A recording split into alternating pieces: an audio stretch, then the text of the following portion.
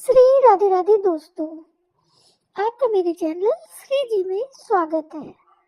हम आपको वैशाख मास की कथा सुना रहे हैं। आज 21 अप्रैल है। आज हम आपको अध्याय 18 और अध्याय 19 की कथा सुनाएंगे, क्योंकि कल 20 तारीख को हम अध्याय 18 की कथा नहीं डाल पाए थे। तो चलिए शुरू करते हैं अध्याय 18 की कथा, वैशाख मास की। बोले विष्णु भगवान की जय हो। हे ऋषि, मैं पापी और बहुत दुष्ट मन का हूँ, फिर भी आपने मुझे आशीर्वाद दिया है। वास्तव में महान पुरुष स्वभाव से दयालु और अच्छे होते हैं।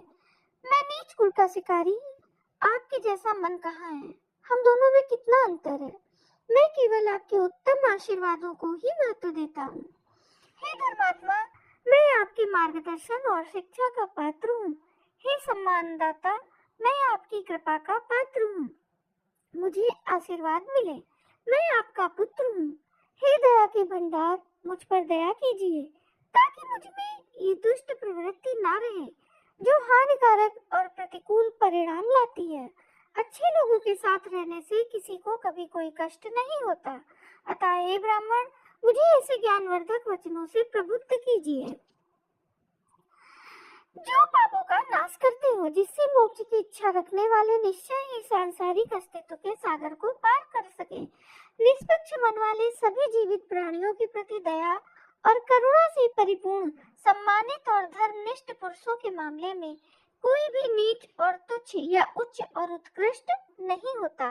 कोई भी अपना या पराया नहीं होता।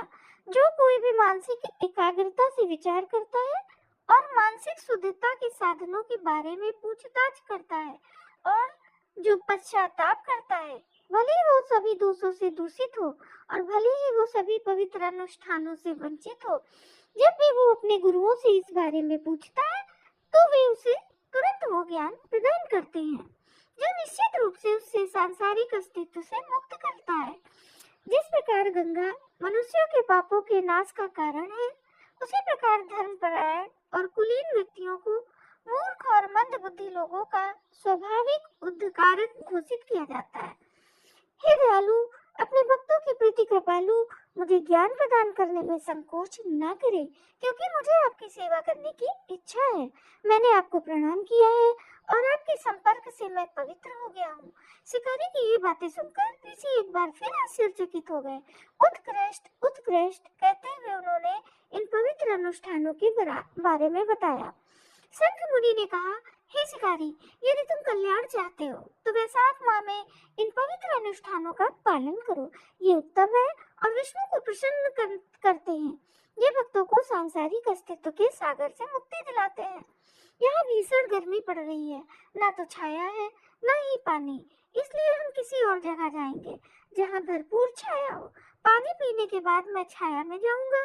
वहाँ मैं तुम्हारे पापों का नाश करने वाले पवित्र अनुष्ठानों की महानता का वर्णन करूंगा। मैं विष्णु भगवान से संबंधित वैशाख माह की महानता का वर्णन करूंगा। मैं इसका वर्णन उसी प्रकार करूंगा जैसा मैंने सुना और देखा है। ऋषि द्वारा ऐसा कहे जाने पर शिकारी ने श्रद्धा पूर्वक हाथ जोड़कर कहा, यहाँ से दूर एक उत्तम झील में पानी है, वहाँ बेल के पेड़ फलों से लगे हुए हैं, हम वहीं जाएंगे।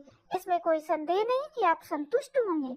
शिकारी के इस निर्देश पर ऋषि उसके साथ चले गए। वहां से थोड़ी दूर जाने पर उसने सुंदर झील देखी। वह सारस और कारंडव बत्तखों से भरी हुई थी।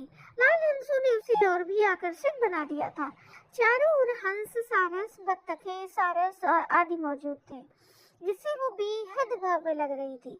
छेदों वाली बांस से मधुमक्खियों की बिनबिनाहट के साथ साथ मधुर संगीत की ध्वनि निकल रही थी। वहां कछुए, मगरमच्छ, मछलियां आदि तैर रहे थे, जो बहुत ही मनमोहक दृश्य प्रस्तुत कर रहे थे। वो एक विशाल झील थी, जिसमें नीले कमल, लाल कमल, सफेद कमल और बहुतायत में खिले हुए थे। चारों ओर कोकन नाड़ा किस्म के 100 पंखुड़ियों वाले कमल खिले हुए थे, जो झील की सुंदरता को और भी बढ़ा रहे थे। पक्षियों की मधुर चहचहाट गूंज रही थी। झील को देखकर आंखों को मानो किसी उत्सव का आनंद मिल रहा था। किनारों पर बांस की झाड़ियां और कई पेड़ लगे हुए थे। बरगद, करंज, नीपा, इमली, मरगोसा, प्लक्ष, प्रियाल, चंपक, बकुला, पुन्नागा, तुम्बारा, कपित, आमल, भीषण और जम्बू गुलाब का पेड़ जैसे विभिन्न वृक्षों ने इसे और भी सुंदर बना दिया था। चारों ओर कई प्रकार के जानवर थे, जैसे जंगली हाथी, हिरण, सुअर, भैंस आदि। खरगोश, शाही, नीले बैल आदि उस स्थान की शोभा बढ़ा रहे थे। गैंडे, कस्तूरी मृग, हिरण आदि, बाघ, शेर, भेड़िया, गधों को मारने वाले सांदर, 8 पैरों वाले शरभ, कैमरी, हिरण आदि चारों ओर जंगल की शोभा बढ़ा रहे थे। बंदर तेजी से एक शाखा से दूसरी शाखा पर कूद रहे थे। जंगली बिल्लियों, भालुओं और रूरू हिरणों की मौजूदगी से वह स्थान भयभीत करने वाला था। झींगरों की आवाजें, कर्कश क्रेन की आवाजें और बांस की सरसराहट सुनाई दे रही थी। तेज हवाओं के झोंकों से पेड़ खड़खड़ाहट की तेज आवाज कर रहे थे। ऋषियों में श्रेष्ठ बाघ, जो प्यास से अत्यधिक पीड़ित था, ने शिकारी द्वारा बताए गए इस प्रकार के उत्कृष्ट सरोवर को देखा। उन्होंने दोपहर में इस मनमोहक झील में स्नान किया और फिर से अपने वस्त्र धारण किए। फिर उन्होंने दोपहर के लिए निर्धारित धार्मिक अनुष्ठान किए। भगवान की पूजा करने के बाद उन्होंने शिकारी द्वारा लाए गए स्वादिष्ट बेल और अन्य फलों को बड़े चाव से खाया, जिससे उनकी थकान दूर हो गई। इसके बाद वो आराम से बैठ गए और धर्म में रुचि रखने वाले शिकारी से पूछा, हे धर्म में रुचि रखने वाले शिकारी, मुझे अभी सबसे पहले आपसे क्या कहना है? अनेक प्रकार के पवित्र अनुष्ठान हैं। इनमें से वे पवित्र अनुष्ठान जो विशेष रूप से वैशाख माह के लिए निर्धारित हैं, सूक्ष्म होते हुए भी बहुत लाभ देते हैं। वे इस लोक और परलोक दोनों में सभी प्राणियों को लाभ पहुंचाते हैं। आपके मन में जो भी प्रश्न पूछने योग्य हो, उसे प्रारंभ में ही पूछ ले।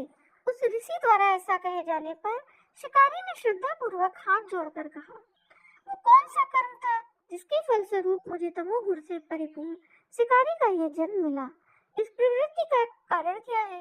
हे श्रेष्ठ आत्मा वाले, मैं आपसे कैसे संपर्क में आया? हे परम पूज्य, यदि आप मुझे इसके योग्य समझते हैं तो कृपया इसका और अन्य बातों का भी वर्णन कीजिए।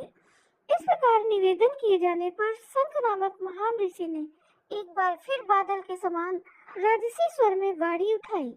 उनके कमल समान मुख पर मुस्कान थी। शंख मुनि ने कहा, पूर्व में आप साकाल नगर में रहने वाले स्तंभ नामक ब्राह्मण थे। अपने वेदों में महारत हासिल की थी। आपने वेदों में महारत हासिल की थी और आप अत्यंत प्रतिभाशाली थे। आप श्रीवत्स गोत्र के थे। आपकी प्रेमिका एक वैश्य थी। उसके साथ संगति करने के दोष के कारण आपने अपने दैनिक अनुष्ठान त्याग दिए थे। आप शूद्र की तरह घर लौटे थे। आपका आचरण निर्गुण था। आप सभी धार्मिक अनुष्ठानों को त्याग करके दुष्ट बन गए थे। आपकी पत्नी कांतिमती नाम की एक ब्राह्मण थी। वह सुंदर स्त्री उस वेश्या के साथ आपकी सेवा करती थी। यद्यपि आप एक नीच ब्राह्मण थे, आपको प्रसन्न करने के लिए उसने आप दोनों के पैर धोए। वह आप दोनों की बात मानती थी। वह नीचे जमीन पर सोई ताकि आप दोनों पलंग पर सो सके। यद्यपि उस वेश्या तुम्हारी ब्राह्मण पत्नी ने उसे रोका, फिर भी उसने अपने पवित्र आचरण का पालन किया। अपने पति और वेश्या दोनों की सेवा करते हुए वह पृथ्वी पर दुखी रही। इस प्रकार बहुत समय बीत गया।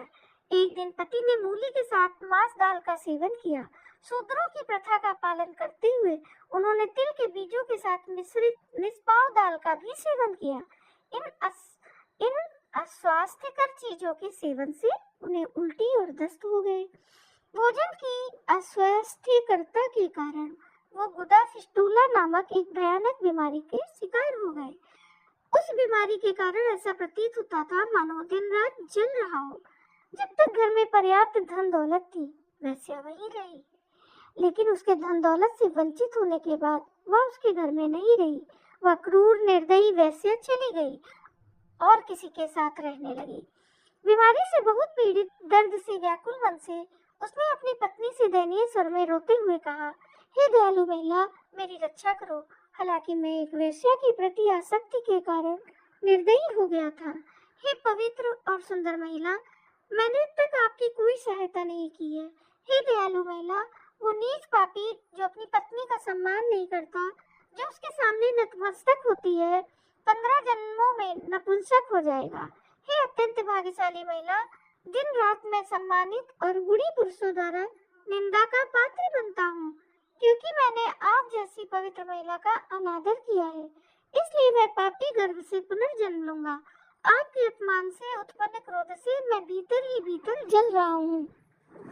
जब उसके पति ने ऐसा कहा तो उसने आदर पूर्वक हाथ जोड़कर ये शब्द कहे, हे मेरे पति, मेरे कारण आपको किसी प्रकार का दुख या लज्जा महसूस करने की आवश्यकता नहीं है। मैं आपके प्रति कोई क्रोध नहीं रखती, जिसके कारण आप कहते हैं कि आप मन ही मन परेशान होते हैं। पूर्व जन्मों में किए गए पाप दुखों में परिणित होते हैं। जो पवित्र स्त्री या पुरुष इसे सहन करता है वही श्रेष्ठ है।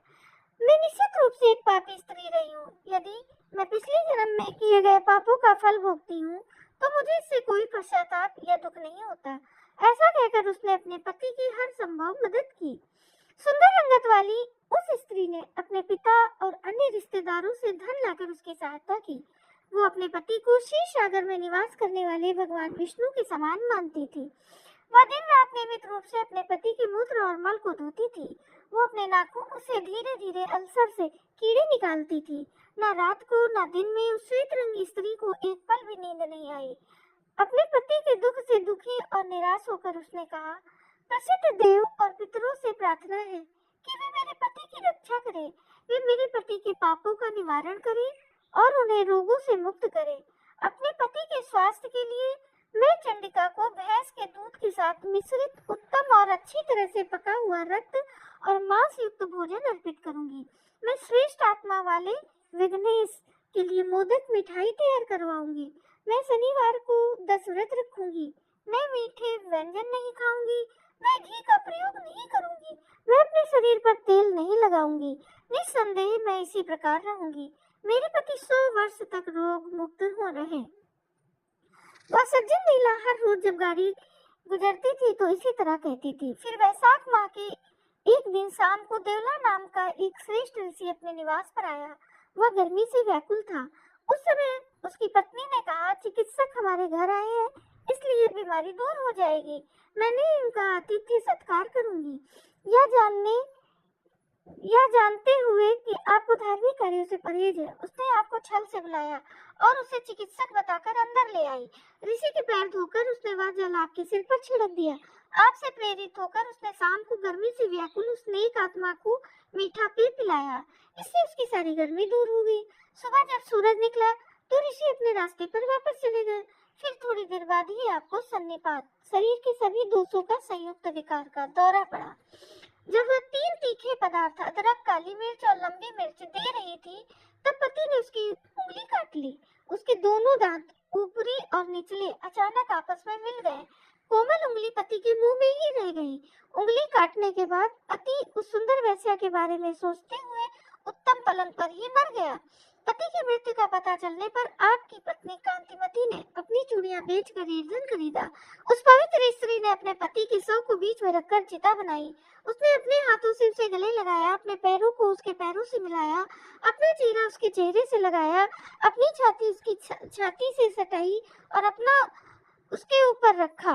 शरीर उसके ऊपर रखा। इस प्रकार अपने शरीर को उसके शरीर पर रखकर उस शुभ स्त्री ने अपने पति के बीमार शरीर को अपने शरीर के साथ जलती हुई अग्नि में जला दिया। वैशाख माह में मधुर पेय पिलाने और एक ऋषि के चरण धोने के पुण्य के कारण उन्होंने अपने पति को आलिंगन में लेकर मुरारी लोक में देह त्याग दी। उन्होंने योगियों द्वारा प्राप्त किए जाने योग्य लोक को प्राप्त किया। तुमने अपने सभी पापों से मुक्ति पाली, परंतु मृत्यु के समय वेश्या के विचार में लीन होने के कारण तुमने भयानक रूप धारण किए हुए शिकारी के रूप में जन्म लिया। तुम हिंसा में रुचि रखने लगे। तुम सदा दूसरों को पीड़ा पहुंचाते रहे। हे शिकारी, पवित्र पत्नी वाले, आपने वैशाख माह में मधुर पेय भेंट करने की अनुमति दी थी। अतः जब आप शिकारी के रूप में जन्मे तब से ही आप सुखदायी पवित्र अनुष्ठानों के बारे में जानने के लिए उत्सुक थे। आपने उस जल से अपने सिर पर छिड़काव करवाया जिससे ऋषि के चरण धोए गए थे। इससे सभी पापों का नाश हुआ। अतः अब आपको इस वन में मुझसे संपर्क करने का अवसर मिला है और इसके फलस्वरूप आपको और अधिक धन संपत्ति आदि प्राप्त होगी। इस प्रकार पिछले जन्म में आपके द्वारा किए गए सभी कर्मों का आपको विवरण दिया गया है। आपके पुण्य और पाप कर्मों को मैंने दिव्य दृष्टि से देखा है। जो कुछ भी आप सुनना चाहते हैं मैं आपको बताऊंगा। चाहे वो गुप्त ही क्यों ना हो। हे अत्यंत बुद्धिमान, आपका मन शुद्ध हो गया हो, आपको नमस्कार है। तो यहाँ पर ये अध्याय 18 की कथा समाप्त होती है। तो बोलिए विष्णु भगवान की जय। और अब हम अध्याय 19 की कथा शुरू करते हैं। बोलिए विष्णु भगवान की जय हो। अध्याय 19 की कथा। आपने पहले कहा था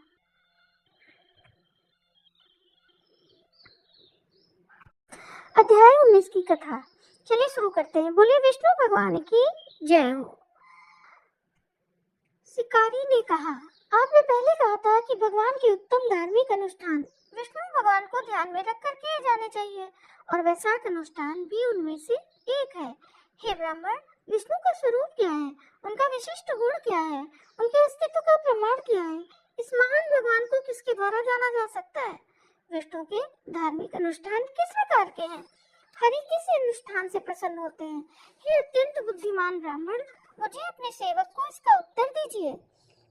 शिकारी द्वारा इस प्रकार पूछे जाने पर ब्राह्मण ने रोगों से मुक्त जगत के स्वामी नारायण को प्रणाम करने के बाद एक बार फिर बात की।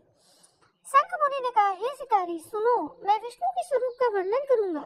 ये पापों से रहित हैं। ब्रह्मा और अन्य लोग तथा शुद्ध पवित्र आत्माओं वाले ऋषि भी इसे पर्याप्त रूप से नहीं समझ सकते। समस्त ईश्वर को पूर्ण शक्तियों और गुणों से परिपूर्ण बताया गया है।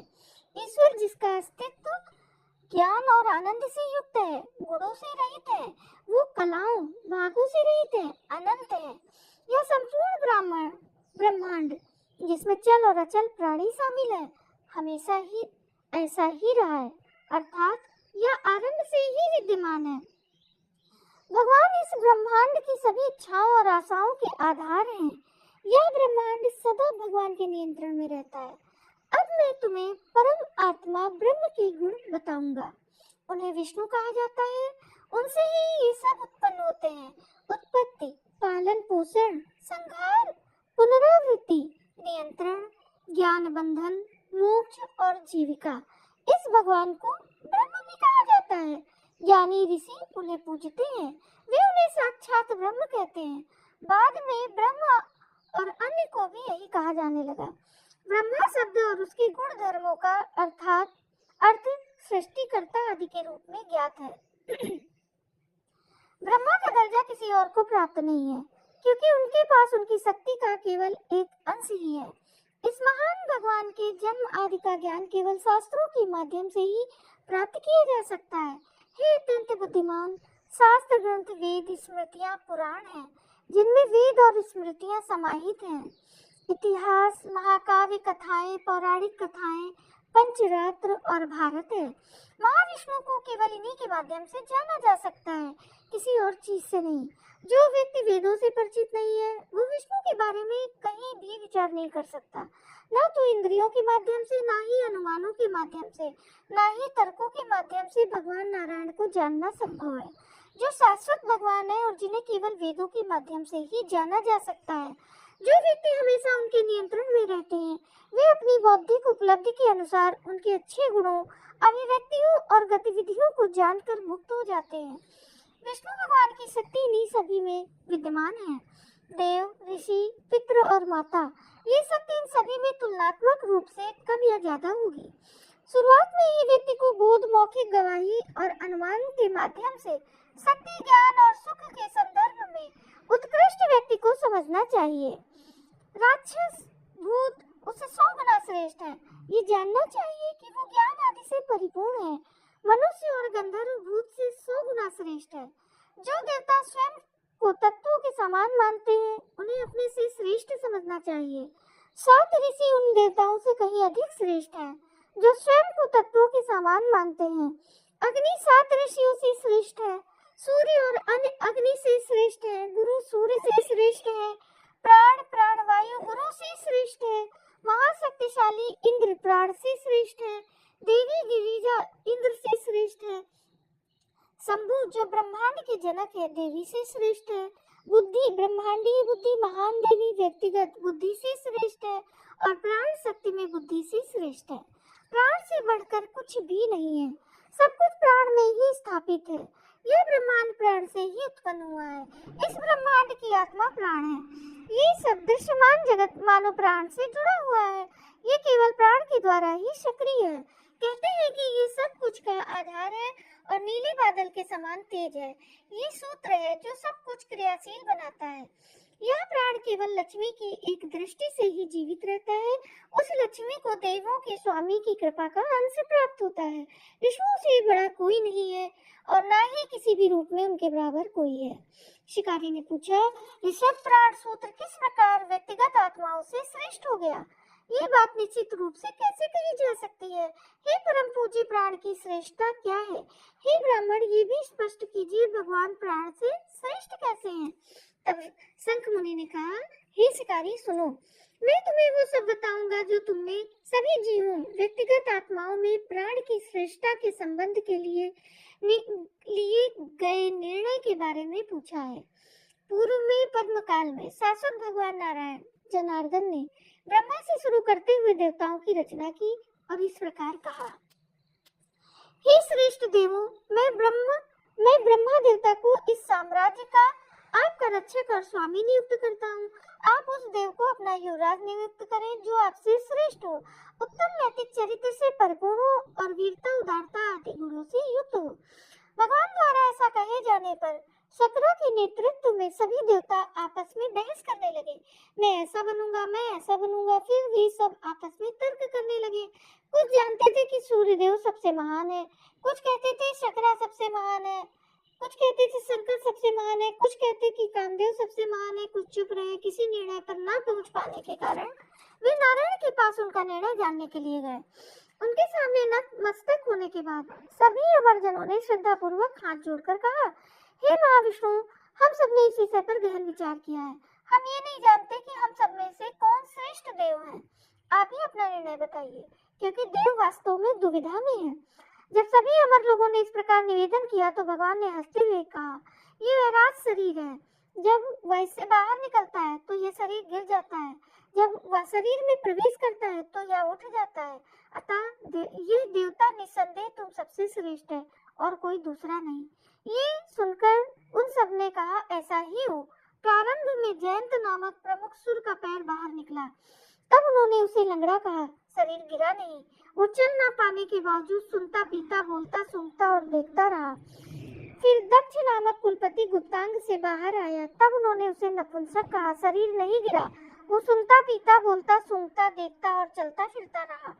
इसके बाद सभी अमर प्राणियों के स्वामी इंद्र उस हाथ से प्रकट हुए। उन्होंने उसे हाथों से रहित कहा। शरीर तब नष्ट नहीं हुआ, वो सुनता, पीता, बोलता, सूंघता, देखता और चलता फिरता रहा। सूर्य देव तेजस्वी पिंडों में सबसे श्रेष्ठ आंखों से प्रकट हुए।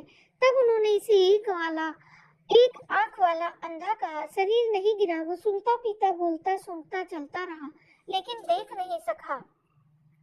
इसके बाद नासत्य यानी ब्रह्मांड के चिकित्सक नासितुओं ने नासिका छिद्रों से बाहर प्रवेश किया। उन्होंने इसे वो जो सूंघ नहीं सकता कहा। शरीर नष्ट नहीं हुआ, वो सुनता, पीता, बोलता, चलता फिरता रहा, लेकिन सूंघ नहीं सकता था। कान से पसली निकल आई, फिर शरीर गिरा नहीं। उन्होंने उसे बहरा कहा, लेकिन मरा हुआ नहीं। वो पीता और बोलता रहा, लेकिन न सुन पा रहा था और न हिल डुल पा रहा था। उसके बाद वरुण जीभ से बाहर आ गया। तब शरीर नहीं गिरा। उन्होंने उसे सवाद से का आनंद न ले पाने वाला कहा। यह जीवित रहा, चलता फिरता रहा, खाता पीता रहा, समझता रहा, सांस लेता रहा। फिर वाणी के स्वामी और अधिष्ठाता देवता वहिनी वाणी के अंग से प्रकट हुए। तब उन्होंने उसे मूक कहा, परंतु शरीर नष्ट नहीं हुआ। वह जीवित रहा, चलता फिरता रहा, खाता पीता रहा, समझता रहा, सांस लेता रहा। इसके बाद रुद्र मन से प्रकट हुए, मन को ज्ञान देने वाले रुद्र। तब उन्होंने इसे जड़ सुस्त मंद कहा। शरीर तब नष्ट नहीं हुआ, वह जीवित रहा, चलता फिरता रहा, खाता पीता रहा, समझता रहा और सांस लेता रहा।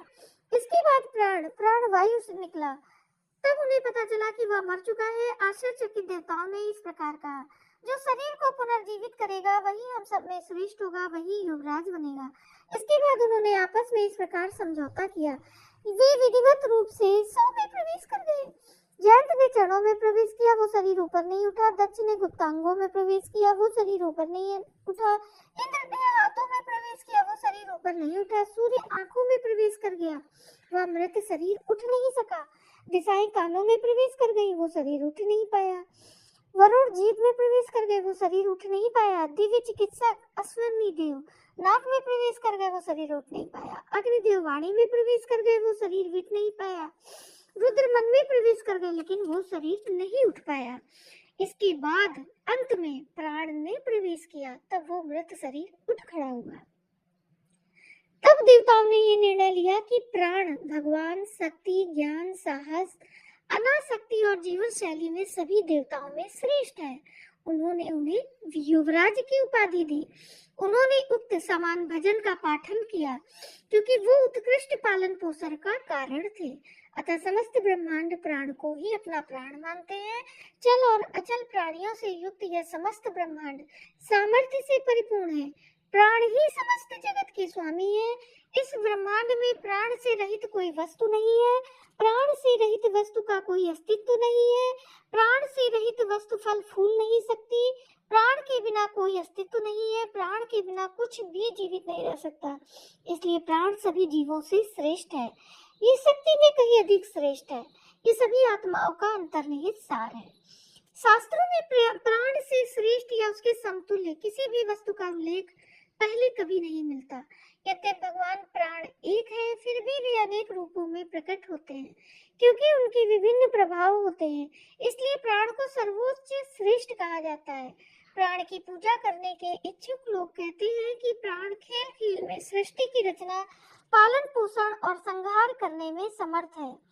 वासुदेव को छोड़कर कोई भी इस पर आक्रमण करने या इससे श्रेष्ठ होने में सक्षम नहीं है, चाहे वो सर्प, शिव, शर्करा और अन्य की तरह सजीव हो या जड़ित हो।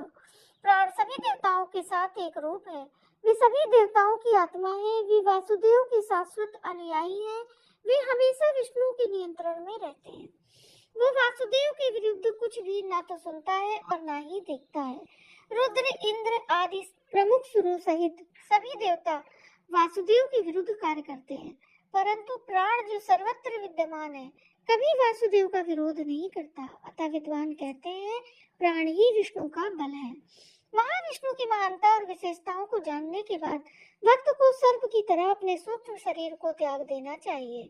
पूर्वबंध अविद्या ज्ञान के बाद आने वाले सूक्ष्म शरीर को त्याग देना चाहिए, तब वो नारायण यानी रोग मुक्त अवस्था को प्राप्त करता है।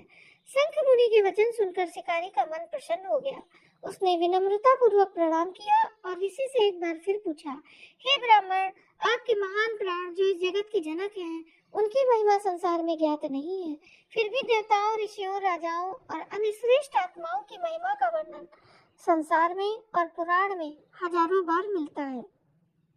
हे ब्राह्मण, मुझे इसका उत्तर दीजिए, मैं ये जानने के लिए अत्यंत उत्सुक हूँ। शंख मुनि ने कहा, पूर्व में प्राण ने नारायण हरि जो रोग मुक्त थे को प्रसन्न करने के लिए अश्वमेध यज्ञ करने की इच्छा की। अतः वे प्रसन्नता पूर्वक गंगा के तट पर गए। उन्होंने हल की सहायता से भूमि को पवित्र किया जो विभिन्न ऋषि समूहों से घिरी हुई थी।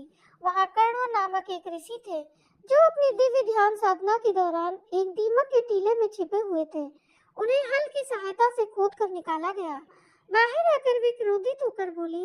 उन्होंने प्राण महान स्वामी को अपने सामने खड़ा देखकर श्राप दिया, हे देवों के स्वामी, अब से तीनों लोकों में, विशेषकर पृथ्वी लोकों में आपकी महानता ज्ञात नहीं होगी, परंतु आपके अवतार तीनों लोकों में बहुत प्रसिद्ध होंगे। ऋषि द्वारा ऐसा कहे जाने पर पवन देवता अर्थात प्राण क्रोधित होकर उनसे बोले, मुझे बिना किसी अपराध के श्राप दिया गया है, जबकि मैं पाप रहित हूँ और विपत्तियों को सहने में सक्षम हूँ। इसलिए हे कर्ण, तुम तुरंत अपने गुरु के शत्रु बन जाओगे। पवन देव ने यह भी कहा कि संसार में निंदनीय आचरण वाले बनो, तब से महान भगवान प्राण की महानता इस संसार में विशेषकर पृथ्वी पर ज्ञात नहीं है। श्राप के कारण कर्ण ने अपने गुरु को खा लिया और सूर्य देवता का शिष्य बन गया। इस प्रकार जो कुछ भी आपने पूछा था वो पूरी तरह से बता दिया गया है। हे शिकारी, यदि आपको कुछ और जानना हो तो मुझसे पूछिए, संकोच ना करें। तो राधे राधे दोस्तों, आज ये में अध्याय 18 और 19 की कथा समाप्त होती है। आपको ये कथा कैसी लगी हमें कमेंट करके अवश्य बताएं और मेरे चैनल को सब्सक्राइब भी करें। धन्यवाद दोस्तों।